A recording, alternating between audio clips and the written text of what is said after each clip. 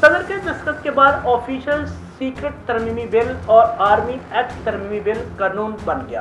گزشتہ قومی اسمبلی نے مدت ختم ہونے سے پہلے آفیشل سیکرٹ ایکٹ کی منظوری دی تھی، جبکہ سینٹ میں آفیشل سیکرٹ ایکٹ ترمیمی بل پیش کیا گیا تو اپوزیشن کے ساتھ حکومتی اتحادی بھی برہم ہو گئے اور پیپل پارٹی کے رضا ربانی نے کئی بلوں کی کاپیاں پھاڑ دی تھیں۔ P T I, Jamaat Islami, MQM، Pakistan national party اور PK میپ بشمول کے علاوہ مسلم لیگ نون کے ڈاکٹر افضال اللہ سمیت کئی سینیٹرز نے بل کے خلاف احتجاج کیا، جس پر چیئرمین سینٹ کے ارکان کے احتجاج پر بل قائمہ کمیٹی کے سپرد کر دیا تھا۔